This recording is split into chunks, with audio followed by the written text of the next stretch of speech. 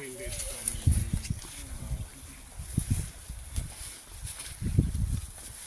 Mata Mua. He descended from Whakipu, who was one of Matarunia's youngest sons. Yeah, so it makes Tame, even though they're half brother and sister, he was actually a matua, if you go by. By the way, interrupt me any time because I think I miss a lot out there sometimes. They interrupt. Just at the back there's a grave site, the one with the concrete around it. That's Te Tata Chipene. And you may be interested that when Te Tata died, she was Te Piha's daughter, and they lived on the valley further down this valley in Mototau. And at that time the road didn't come up over the hill that you came on. The road went up, followed the creek, the stream down the valley. And that's where Te Piha, who was my grandmother's brother, lived. And they had a daughter called Te Tata. And when she died, ironically, they had a telephone system in those days. And when she died, Tauhenare, who was the MP for Northern Māori at the time, that's not the Tauhenare that you might know from his great-grandfather. He was the MP, and he he came up on his horse to Horahora, and he made a coffin out of you probably don't know what a kerosene tin is, but kerosene used to come in 4-gallon tins, and 2 of them were in a crate and the boxes. So Tauhenare made a coffin out of this kerosene tin crates, and he brought it up on his horse. And Heni Te Kori, who was Hemi's wife, the only people who were healthy, everyone was sick from the flu at the time. It was only Heni Te Kori and Pera Praima, our grandmother, who were well enough to do anything. So they had dug the grave there, and Tauhenare brought the tūpāpaku up on his horse. They buried it, Tau did the nail, he did the ceremony for the burial, and then they go home back to their places. That was it. There was no more pomp and ceremony or anything. And I guess that those were some of the hard times that people had to endure. While I was doing the mihi, I think I wandered all over the place, and Taki said it was okay to wander all over the place because he said, when he replied, that that's what you came for, is to hear some of the stories about your tupuna and our links. I related how Tame, we call him Tame Tipene, but I think you may have him in your whakapapa books as Tame Horomana. And he was the oldest son of Malaya, who was this one here. I'll kotiti again, because this cemetery was not supposed to have any other. It was similar to that Māori tikanga, which the Māori tikanga was that graves were, you didn't have graveyards. When someone died, what used to happen was they just buried bodies in a shallow grave, about deep or 2 feet deep, and a year later they'd dig the body up, and they'd wash the bones, clean all the bones, and they'll put the bones into a wakahuia, and then they'd have dummy people, like they'd have these number of wakahuia. The intent was that nobody would know where the bones of a certain people is hidden. So the place, you just can't quite see, if you can see a pōrere tree just in the mid-ground there, and to the left you'd see pine trees, and to the left of those pine trees you'd see a few kahikatea. That was where traditionally they used to wash the tūpāpaku, wash the bones and clean it. It wasn't tapu, but it was a place we weren't allowed to go and play. And out of interest, our old home used to be just where we lived, was just there. Pera Primers, where Pera used to live, was actually just across the fence there, just if you went down a little bit, and all their gardens were all those. He lived 25 years. Yeah, I've continued from where I was. What I was going to say was because they didn't have grave markers, that I was explaining how they went out of the way to hide the bones. So what they did, they put the bones into one wakahuia. Do you know what a wakahuia is? What is it, Mum? It's a sort of a treasure chest that they used to make their card pauka, they'd put the bones in. But they had a number of them, and some of them were dummy ones. Some of them they had just weights in them, like stones and leaves and that. And so even the people who are taking the bones to hide them in the kōrere, they didn't know which one had the bones in. So only the tohunga knew where they were going. So that's why I mentioned in the mihi earlier that Tame Tipene, Tame Horomana used to be the chief of that Tumutumu cemetery. And he had a decree that there's not to be any tohu hakamahara, no grave markers to show where the graves are or anything like that. And of course that was the tikanga Māori. And when our tupuna, our grandfather, died in 1913, he was buried at Tumutumu because this cemetery didn't exist. This cemetery didn't start until 1918 when the flu happened and people were dying all over the place, and they were ending up just burying, putting lots of even putting more bodies in one grave. But so that's when the first ones were buried here. I think the first was Chippen.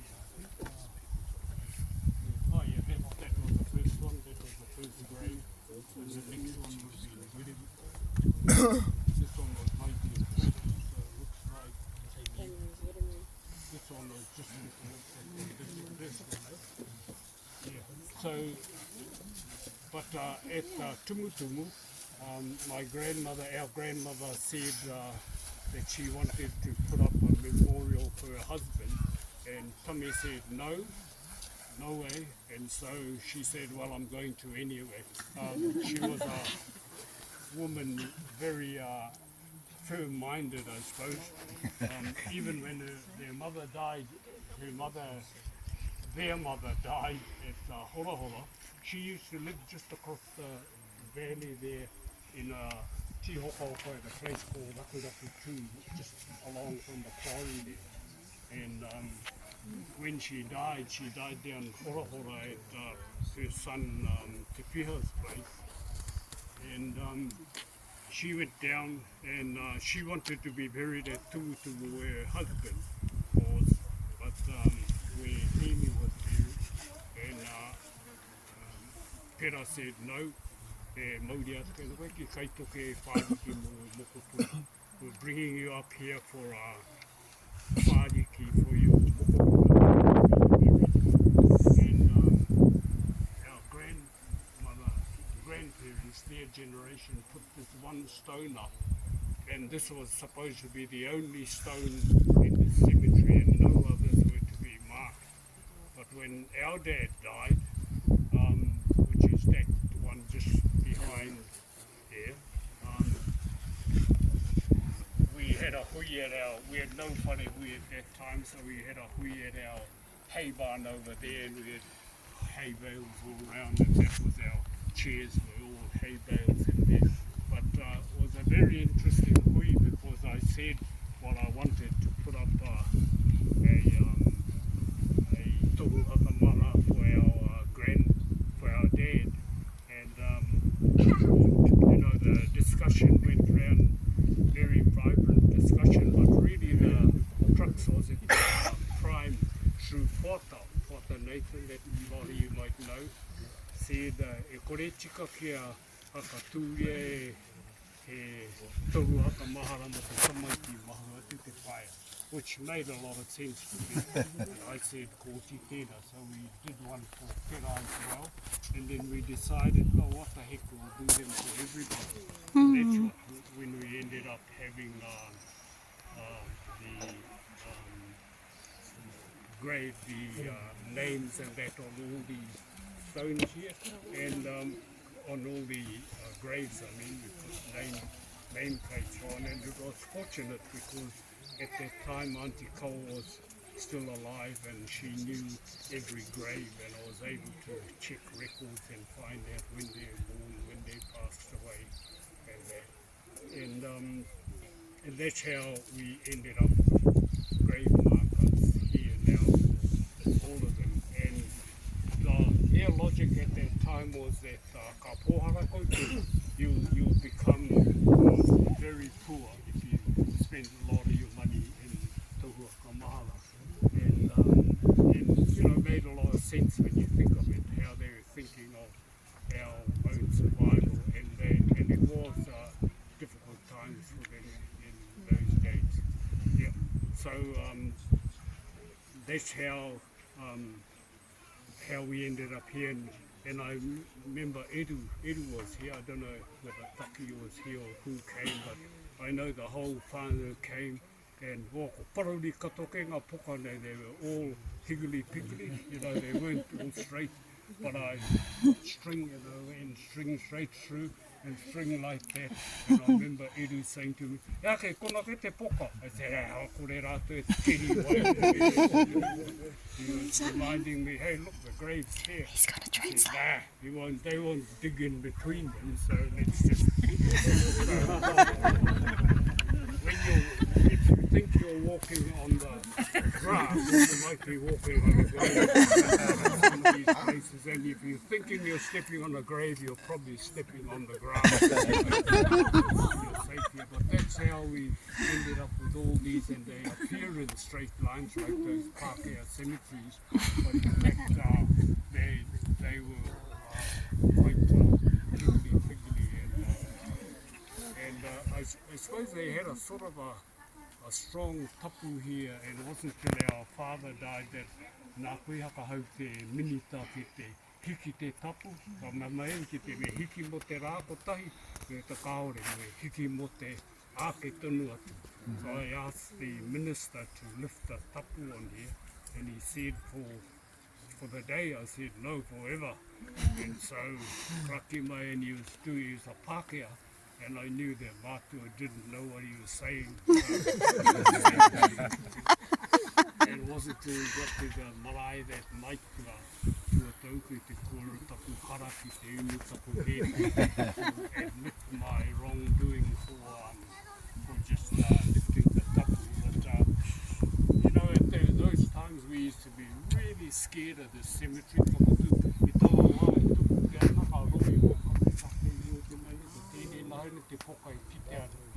You come back on your horse at night, and this is the only one you'd see, and it was white, bright white, and you can't see anything else, and it's really spooky. You go to the pictures at Motatau down at the school, and you come back on a horse, you fall asleep and wake up, your horse is standing out. So a lot of these things used to happen, and those were some of the things that used to happen with our whānau. But since the Waitangi tribunals, I'm seeming to stray way off the subject, but I think it's relevant that my matua said that all these lands we've got had to be I said, where did you buy it off? Oh, the Pākehā. Me pēa kei tu rau te Pākehā? I said, how did the Pākehā get it? You know? And it wasn't until I read those Waitangi tribunal claims that I saw what happened. The Crown, even though Pera had her house just there and her gardens there, Te Piha had his gardens just further down the valley there. And they were using all the land that was bush. The Crown came in, the law said that the minister could declare land unoccupied and they can survey it and they can lease it. And that's what happened. That's how all this land down that way is 946 acres. That land was surveyed off. The surveyors were told only to survey off the gardens and the health site, and that's all. So our tupuna ended up with 150 acres of the roughly about 1,500 that she had, and the rest was leased. It was leased to land to a Pākehā. So you know, they really had it tough. So and the object was, it was leased to a Pākehā. The Pākehā paid rent to the Māori Land Board, and the Māori Land Board cut the ticket, they took their cut. Then they gave the land, they gave the toinga to the landowners if they were lucky, you know, so they also had to pay for their own administration and that sort of thing. And so that was this land here in the what was then called the Bay of Islands district. Pera also had land in the Whangarei district, and in the Whangarei county, just about the top of that hill there, that highest point.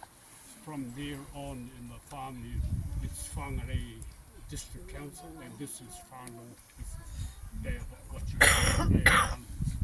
Yeah, and in that land there was another act that the Crown had enacted, and that was the Native Land Act 1909, and that was 1908, I believe. And that land said that any New Zealander can call a meeting of owners. If 5 people turned up, that was deemed a quorum, and if the majority of that 5 decided on a sale, the land was sold. And that's how that land, the Manga Kōpara block, was 10,000 acres in size. There was because Pākehā were buying up big blocks of land, subdividing and selling them off, they passed another law that limited the amount of land they could buy to about 5,000 acres. And so he bought one half in his name and the other 5,000 in his wife's name. He was an accountant from Auckland, and the wife and Pera ended up having to buy Manga Kōpara B1 of this Mrs. Hobingham, which was an accountant's wife. Yeah, so that was how they. Oh, and then she bought that land off that Mrs. Fothingham, which was about 1,200 acres. Yeah, so, and then she subdivided that, not subdivided, on the Māori Land Court records, they would divide it up for her living children at the time. Yeah, so, you know, that's how things go. I just wondered if there's, what's your time thing, Carl? We just, yeah, there's no time limit, is there? It's probably easier to answer questions than talk, because sometimes I go all over the place and answering the question, I go all over the place. Yes. So, When that epidemic happened, very much like the COVID, like you Yeah. isolated yourselves, looked Yeah. after yourselves. When it ended up like Henny and the fire there, that where the healthy ones left, Yeah. did a lot of people die, must be. Well, hell of a lot died at that time. Many died, and another one of the healthy ones was Tauhenare's son, the one, I don't know if you knew, Matron, and those were their father, Henare, Harry, he married a kaka from Watawaia. Oh. So not many people were well. Tauhenare was well because he had the injections, he was a MP, so they can get all the medical. So there's a vaccination then too? Yeah, that's how it was, koe nata kawai me nako te nungo o tangata tūrorona, koreke tai te haere, koreke tai te hiko, so they were all very sick and couldn't really do anything. That was the one from the funeral, and they opened the coffin. Sorry, is that epidemic when they opened their coffin? Coffins came in sort of later on. It's a misnomer to say coffins sometimes because a lot of them were just homemade. Yeah. Like Ati Mate said when Tipene died, that's Hemi's father, me tākai ke te peke, it was wrapped up in sacking, so they put on the stretcher with two poles, and then they were just wrapped in sacking and then they were taken to the cemetery to Tumutumu and buried like that, just let, so they just cut the holes to be the width, length of the grave and the lead. And see, all that was foreign to Māori. You must remember that all that was foreign to Māori. The only reason they did that because the Health Act said that you weren't allowed to have your bodies for a week or a year or whatever it was. You can only have them for 3 days, and then they have to be buried and they have to be in a certified cemetery. But by then Māori had just started. See that I think Takapuna, this cemetery is about 7 days or might be 10 days It's okay. newer than Takapuna. Hera had died, that was the first body down in Mutatau Cemetery, Takapuna Cemetery, and then Tumutumu was already there, but before that the cemetery was just down the valley here at Waimaha, just across the creek. That's where they used to bury, and that's where I think Hemi's sister Haka was buried, and his mother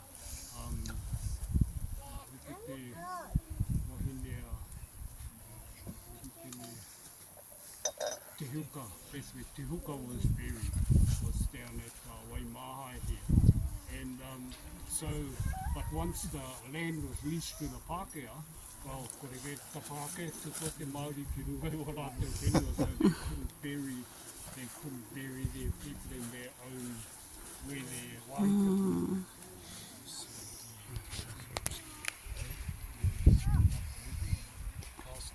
Yeah. Oh, Pena Nuki, yeah, well, that was what happened with Hera Zabriskie, when they, Tauhenare's wife, when she died, Maramana kōra, kaua waki te hauaka kuare te kāwhena, nā taira atu ki te mea, ko nā te Māori hiangai, waki nā tu puare takapuare, te so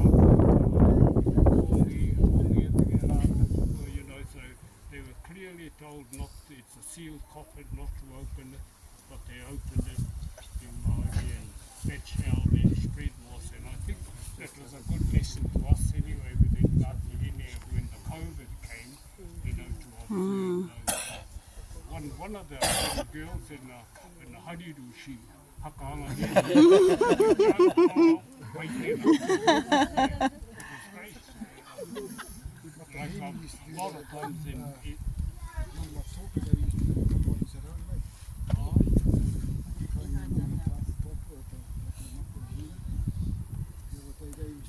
Cleanse all the bodies at home. the back of Manawa door, with the back door, there's a concrete slab. And I asked Mum, I said, what's that little footpath for? She said, there's not a footpath, that's where they put the bodies and you just keep washing them. Washing the bodies.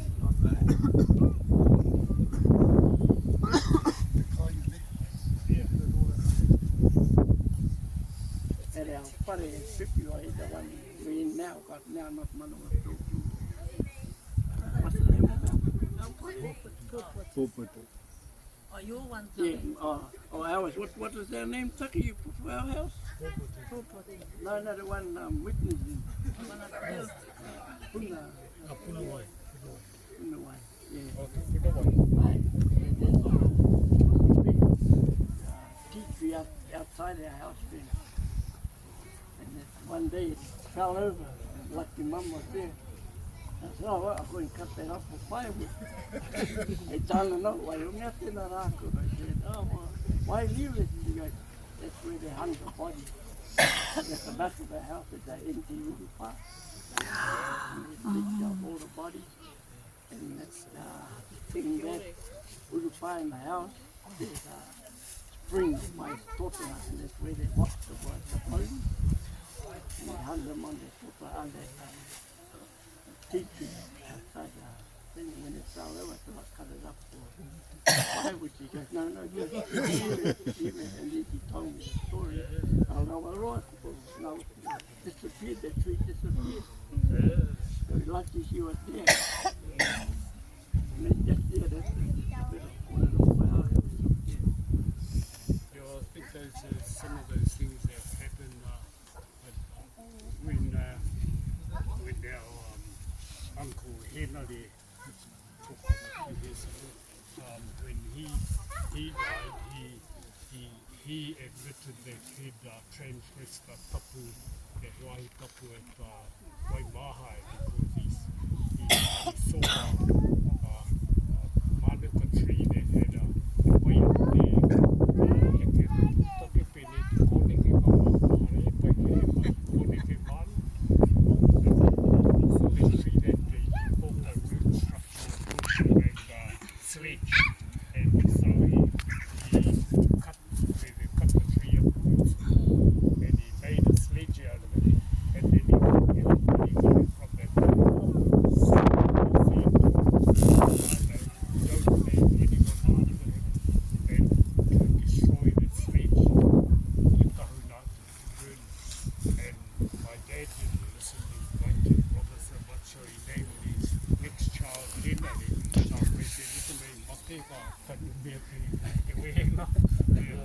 So we learned, and I think Makere named Urupa, one of ours here, but without me knowing it, then I quickly said, no, cut it. Get another name. It's a big job to change it. It's not just a writer on the paper. Can you tell me where the horomona come from? I'd have thought it sounded like Solomon. Yeah, It was Solomon. transliteration No, for not the Solomon. Paipara or? Yeah, Solomon, yeah. Solomon is always known for his wisdom. Yeah. Because our first, the one before, no, after Taki, they named him. Oh, yeah. He died in the baby. Oh, Tenei Motera. And then she had another one, or Tame, I don't know whether it was Tame Horomona, but it became Tame Kopakopa. Mummy's brother. Yeah, Mummy's brother. And then when I came along, they gave me the park and then Tom Solomon. And I'm glad because I'm still here. But everyone still calls me Tommy. We still call him Tummy. I came a couple of times with Mum and the old. You saw the picture of the hand painting of Uncle Sam, and behind it was a picture of a funny. That was over there. Yeah. You can still see the remains. Yeah, I went a couple of times with Mum and Dad there. always remember some, was it a Chinese gooseberry outside the house? Yeah, Aye, yeah. used to pick all the Chinese gooseberries when he used to come with mum and dad. Or coming past Auntie Kawa's house, if you come at the first house coming off the main road, there's a little house on the whare. What's the name of the whare? Oh, te hake, ai. Aye. So that's where Auntie Kawa used to live. I remember going in there with mum and dad, but it wasn't a highway like the road was now. It was, Oh, me kau paru koe e rā tau tikito, even your horse would get stuck in this road here at that time. so that's our typical brother, and I still remember doing some stuff with Perry Clark. His father used to, he still remembers Uncle Sam going in there and he said to his boy, I think he had a student back at that time, and he said to Perry Clark's, he was actually working in the young Perry Clark. He said, make sure you put that up to your prime holders, boy. So right back then, so we know Perry and Mum are well, but he tells me the story of their father and father and Tutu. How he had foresight way back then, looking ahead.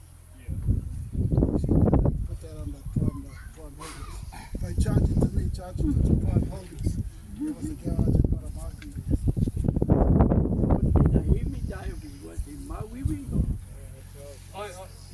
It was the time of the flu. So we got right through that till 1925. It was about 1918 right through to about 1925. Was that what got Marae as well? The flu was still, around at that time.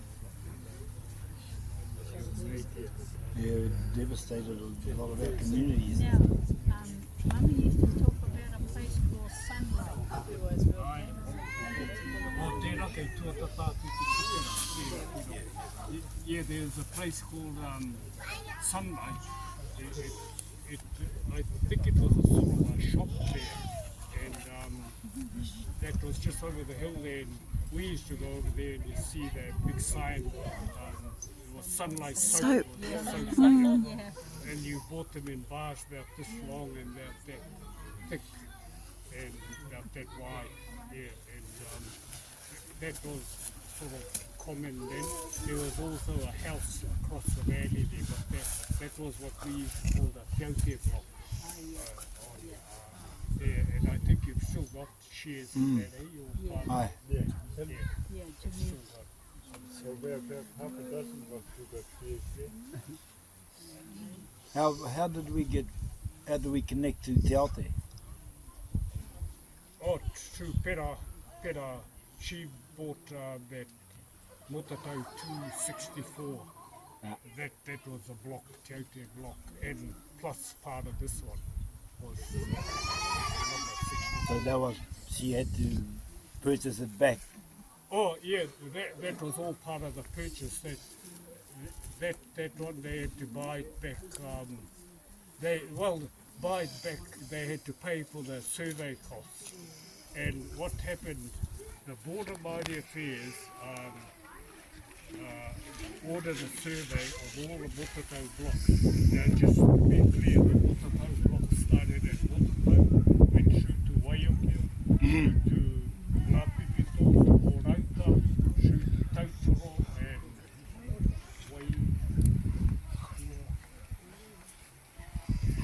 and which is a place that your cousin Hori Chief and his brother came from, just out Kaikohe.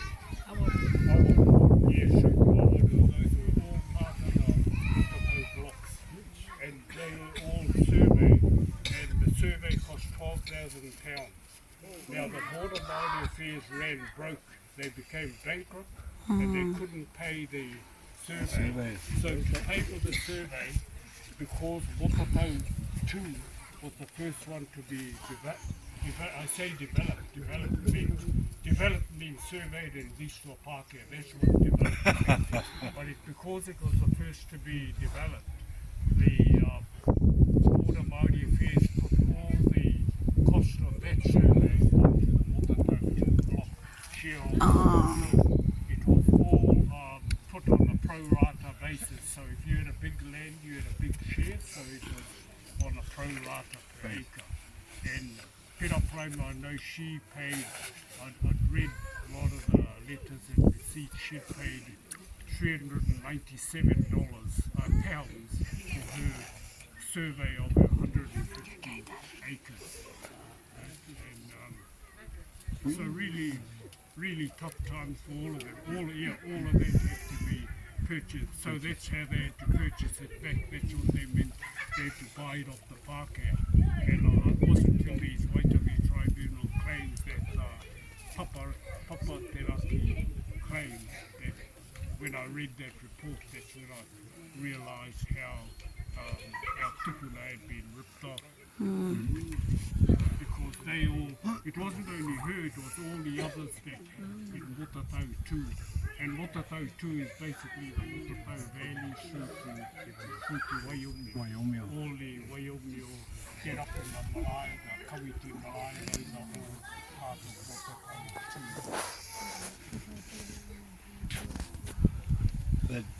That identifies Te Aute. Harsh. Where does the prime name come from? The prime name? Yeah.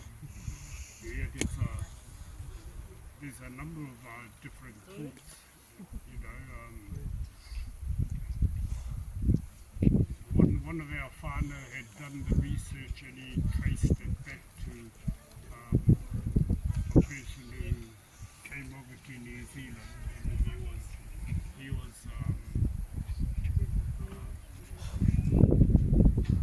he fought against the Māori in the wars in Waikato, and then he came back up north, and that was one version, but we also had another version that Prime, P-R-I-M-E, he had come over and to New Zealand, and he was a sawyer. Sawyer is a person who cuts trees down and built houses out of trees. And he had landed in Russell. He came up to the mountains and then went to Mangatahia. And in Mangatahia, he worked for Ngāpuhi there. Ki hei tai e Ngāpuhi te utu. Ngāpuhi couldn't pay him, so they gave this girl tono called Ranipaki. And she was one of the persons, even that is debatable, because some versions of her say that she was one of the captains in the Hoihika Wars. And her and her sister, Raihana, and Anipaki were brought up in Auckland. And they couldn't pay this Pākehā, so they gave this and then he got her pregnant. They had 3 children, and the oldest was Henare, there was a Hani, Piri. And Henare migrated to Taranaki and he was killed unloading cattle from a ship. And in those days they didn't have yards and all that systems and legs, so he used to manhandle them and pushing them off, and he got gored by a bull and that was killed. And he was buried there, and it must have been around about 1893 or just before, because the oldest in our family is called Matiki Tapiki. It's called Mati, and she died a long way away. When she died, then Hina had died. You were asking about the name. And what had happened, their name was Prime, was actually Print. It was P-R-I-N-E, it was pronounced Print. It was a hyphenated name, Print Jones.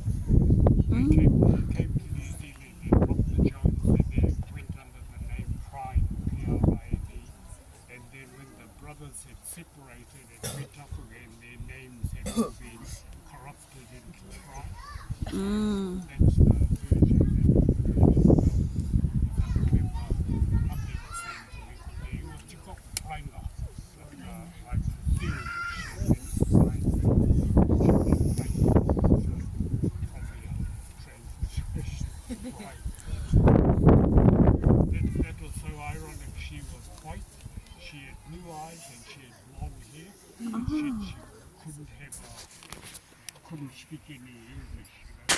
she spoke in a real staccato way. Get on my I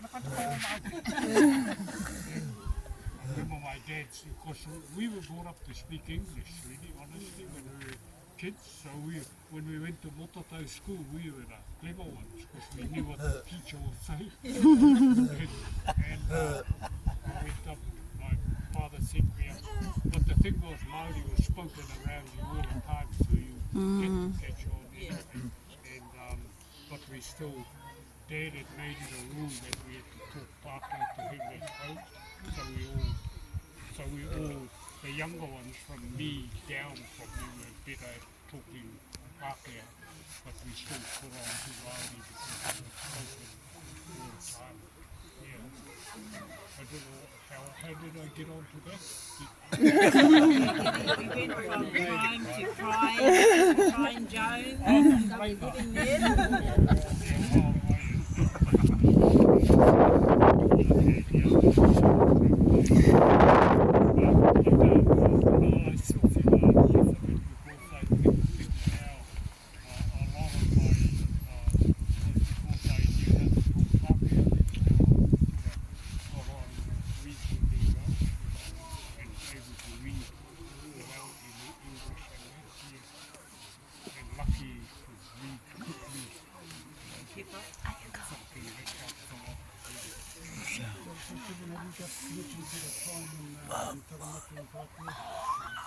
Well, yeah, well, we still got that connection. Yeah, and they always, like, lots of them asked if we came from there originally. I said, no, they came from here. Because they're actually, you know, in our whakapapa was Wea, and Wea, whose older brother, I just picked up with it.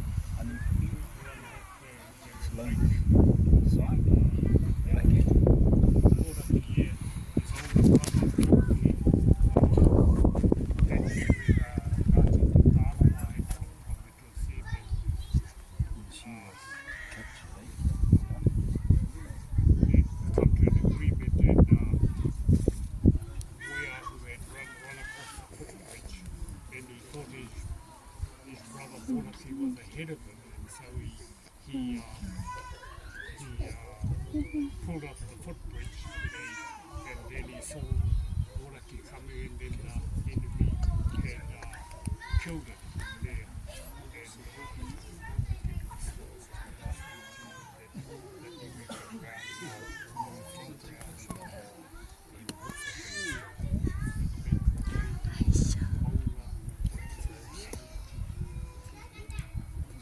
Mata, Church College with the other year thing. Yeah. Yeah, he went there.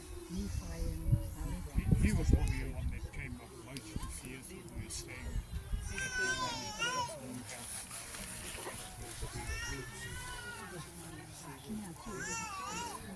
I thought he must have just come up and moved down there. Why he was in Better Albans.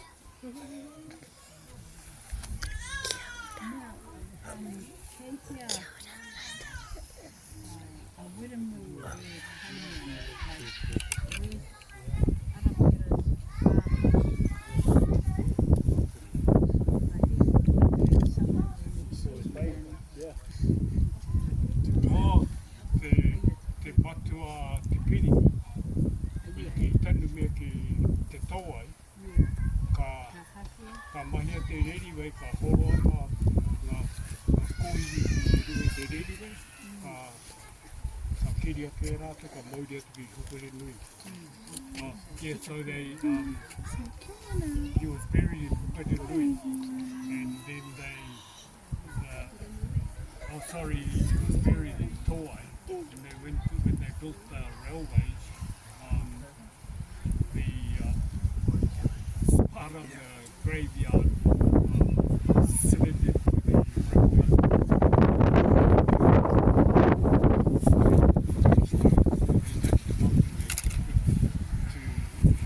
Hukore Nui and buried them in Hukore Nui. Because when Te Piri, ki Pōrangitia Te Piri insane, I think, and they took him to Avondale,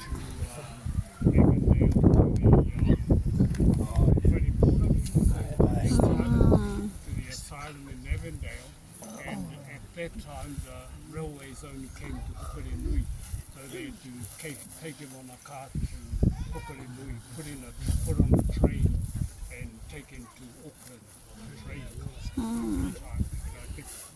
And I got one of my mates who was a doctor, and he looked into it and found it, and that's how we found out when he was born, when he died, and a letter from Tim Henry asking how he is.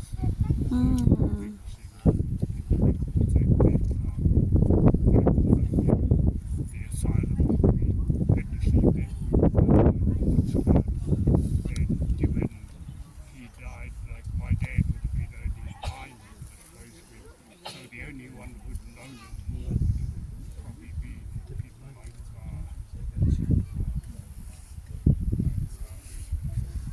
Mati, I suppose, the oldest one. And Mati didn't marry before she was babysitting most of the time, looking after the kids. So ki ai e whai tāne. Mama Spinster died when she was late 60s, still a spinster. Engari, we tahi wā e mea ngā pāke porangi ngana wa tātou tūpuna, engari ka hore rātou e māna māna. Like some of the masters who still have hallucinations and all that stuff. Engari, ki te marika kia ngā rātou i roto. Aye, Yeah. that's what the doctors decided on this. That's the reports they in reading, so we only get those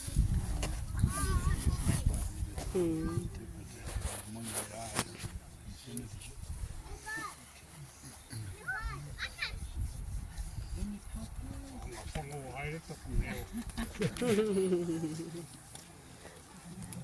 Gotta drink that taki.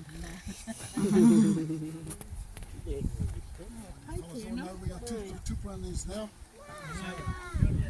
Now watch out where you're standing. Oh, no, you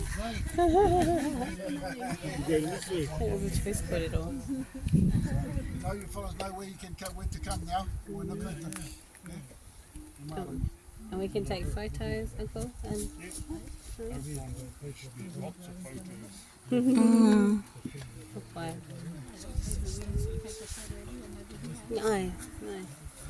So they were brothers, Henare, Hemi and Hohepa. Yep.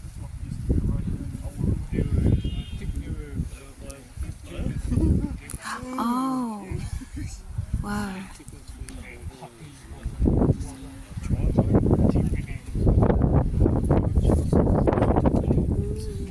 They're all buried here. Oh, no, they're two buried in that was because they died before the cemetery existed. Oh, okay. Before 1950. I used to go with Mum and Dad out to Whanganaki. He was a shepherd on the farm just before the bridge. And then they were rode out to Whangaruru and Pigs Head Road. He was a shepherd there as well. Yeah, along the straight there before you get to the cuttings, that one-way bridge. Tucking when it was on the right there. There's another whare now there, the one he used to stay in is gone. And then the other one, his last one was on the right when you go to Whangaruru and go to Pigs Head Road, there was another shepherd's house there. We used to pick them up from there.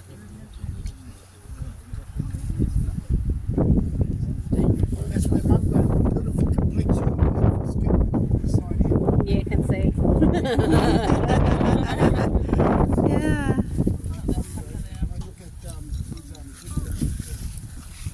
Kia ora, Kai. Tim. Kia ora, darling. Oh, so beautiful. You okay? Yeah, What you looking for? nothing. Are you just playing? No wrinkles.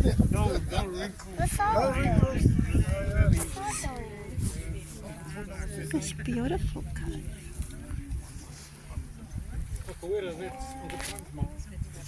Yeah, that's right.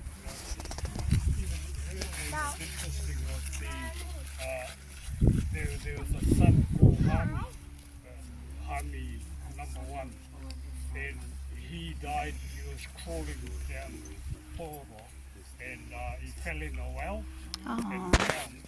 And then they called the next child Takawera, which means dropped in a well. And that's There we go, Waimarama. where's your mum? She got her name. You know, so nearly all those names had some meaning. Remember Auntie Kawa at the crime reunion in Auckland, someone asked her where she got her name, and I thought she'd just say from her Auntie Kawa, who was and she went into a long history of it. The original name was Ngā Kawa He Hipuki Nama, and it means the covering turnips. And she went to how to put these stakes in the ground and put these covers on there and put the turnips on. And I know when I was translating, she said they put 4 poles in, and I said 5. And she said, FR. So she, as the translator, she knew I got it wrong. Yeah, and, but the thing was, her full name was, you know, the covers for covering turnips, because they used to pick the turnips, put them on this cover and let them dry first before shaking the thing off and taking them. Oh, it's clever. You know, so all of them had names, and there were their reasoning behind their names. Oh, siya matulog niya. Yeah, find a name you like and that's it. We've had with some of our children, like one of the ones that's here was Arapera, who's named after our grandfather. One of the ones that's down in Malai, Samaria, another named Ramadi, which is our tupuna on the Ngāti Whātua side, the side.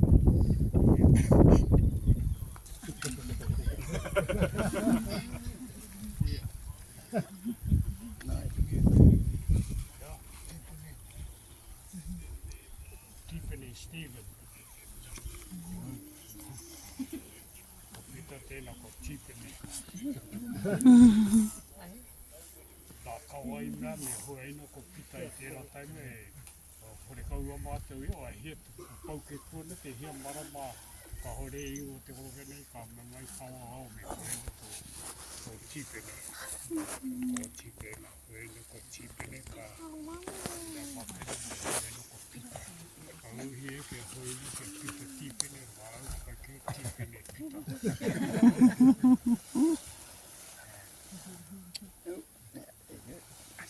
I found it interesting hearing Taki's in his mihi when he's explaining how his father's real name was Takitahi. You know, that's a good name, that, because it means together. Te haere Takitahi tātou, we'll all go together. You know, so it's a real neat name. Is any of the other children named Takitahi? Oh, whenau.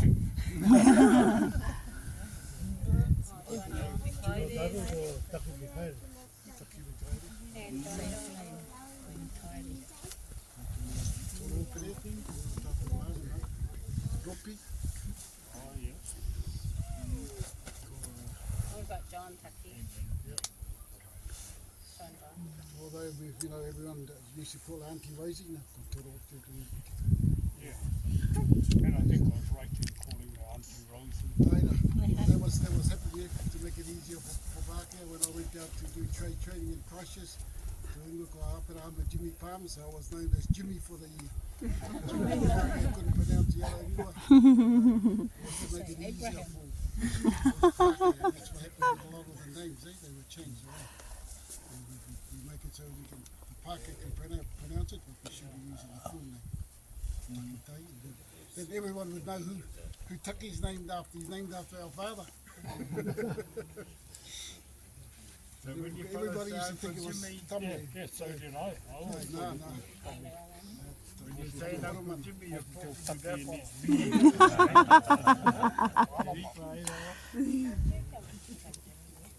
talking Oru te kauauka mōhio ko he atu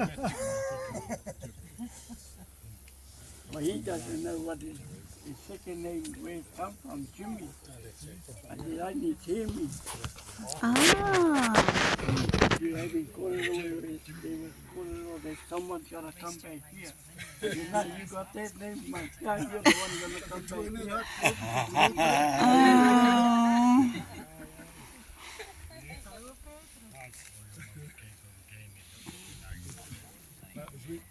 That's me, I got that name, the Pride. Pride can come anytime. You don't have to wait till then. You can wait for this. No, you reckon they run out of names by the time they got to second? Take the Bible.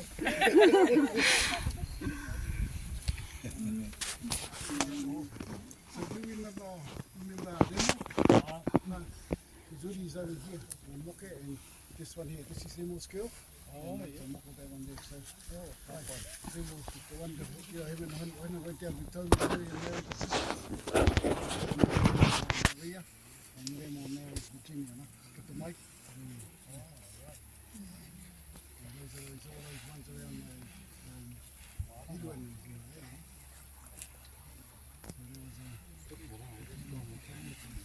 Jacob was asking about Mariah Chu. That's her behind you now?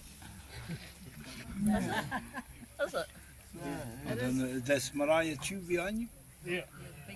Oh, is it? Jacob was asking about her before. Oh, yeah.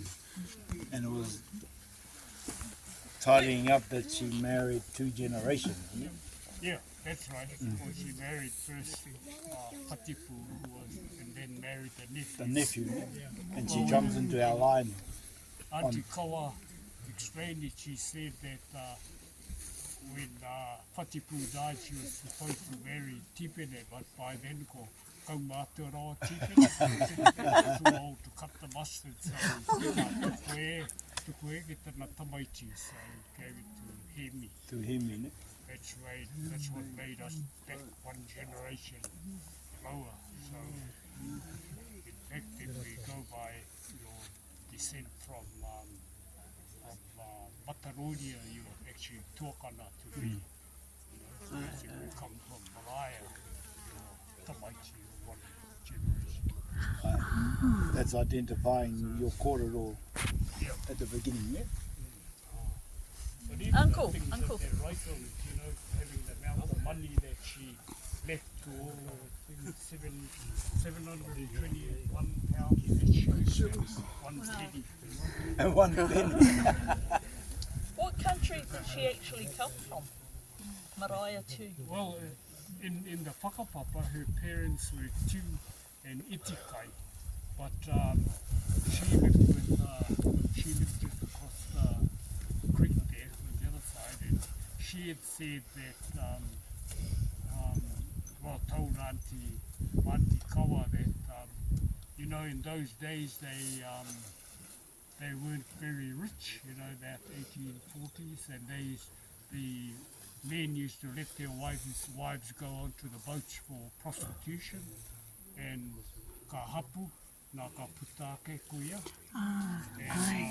And both, if you look at her and Teita, they're supposed to be brother and sister, and if you read the whakapapa, it says ka moea tiwia iti kai ka puta ko Nakaraka, ko Teita, ko Malaya. But if you look at both Malaya and Teita, they're real Pākehā looking, whereas Rakaraka, or if you'd see the picture like that, Motatau Marae, it says Marae and it says Hemi. That's not Hemi, it's actually Rakaraka, her brother. Brother.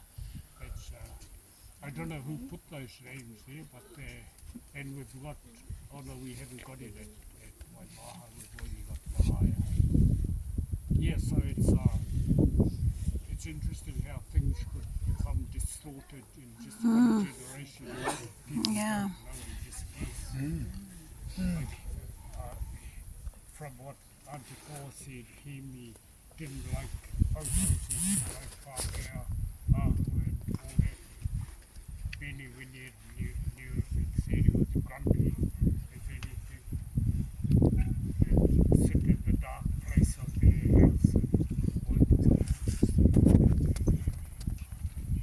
Oh, yeah, sorry.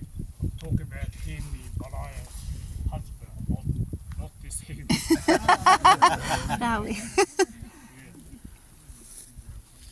And obviously Hemi is quite a common name in your whānau, or Hemi, Jimmy, or equivalent anyway.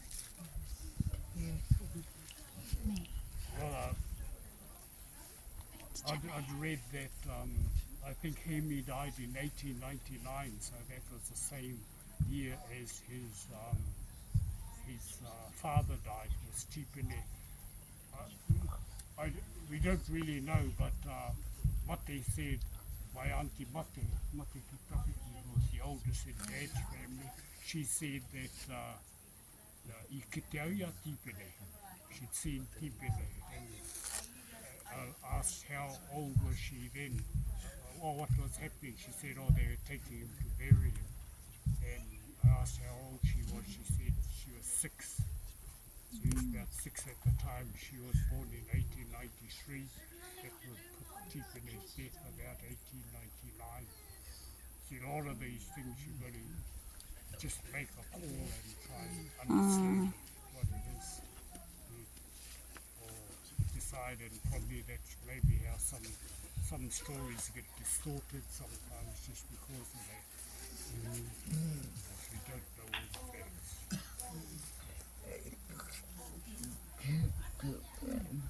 What was your husband? Where was she from? No, was she, Oh, I mean, was she Māori or was she of another Nationality. Well, nationality? Was she well, from if overseas? her mother is Itikai, and you know, but then it may be a transliteration. She really looked like a Pākehā, like Auntie Kawa said she was white. She had a sharp nose, you could see her features. She was very Pākehā. And I've even heard stories that Matamoria chose her daughter back to bury his son, Whatipu. So I think when you go back those times, it gets more difficult. That's the change if you haven't got written records.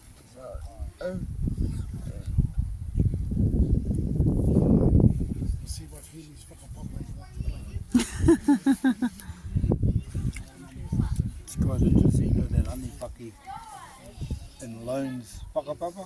There's talk of, they called her Black Annie, and she was taken captive from Taranaki and brought up here. So your kōrero before aligns with some of the kōrero from down there. But they called her Black Annie. Her and her sister were acquired on one of his hikois down the coast, and they were brought back up here. Yeah, well, she Anipake, when she died, was just see that coconut tree there.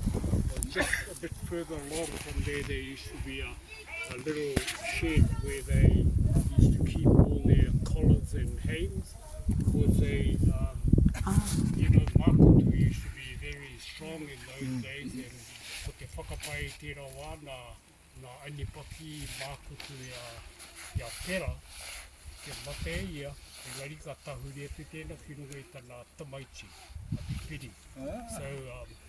So it was this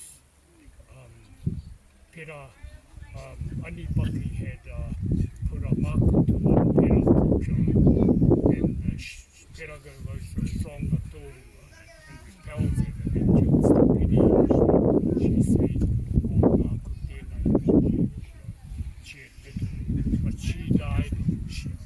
I suspect that she'd have been ostracized because why would she be in a big stable for horses, you know, and die there? And when she died, she was like this, you know, with her knees pulled up to her and a pipe in her mouth. And Auntie Kawa said when the te ropere and Narata were trying to straighten her out, and pushing on the shoulders, and the other one was pulling the legs back to try and straighten them. And the one holding the legs had flipped up and booted him. Yeah, and I suppose they see all those humorous things. Even in Urupa, they see the humorous side. I remember when that Tom Palmer's tangi in Whananakia went there, Tony May was talking. He was, before he was being taken to the cemetery, there was mihi there, tangi, blowing his nose, tears. And then he says, Tuesday, drunk of booze of your pension, and you can die in peace. So even all that emotion, they still can think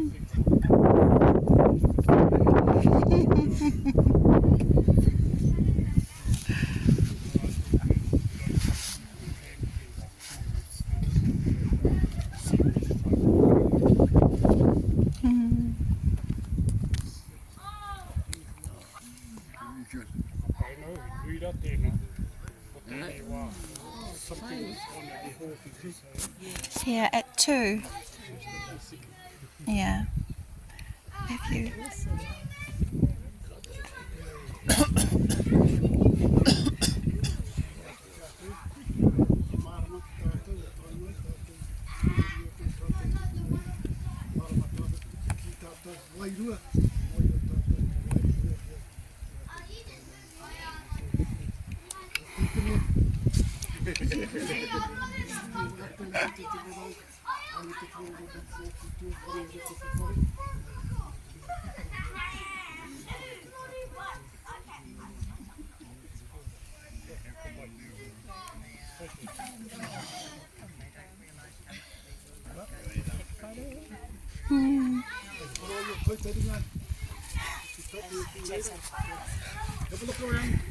Don't let me wait.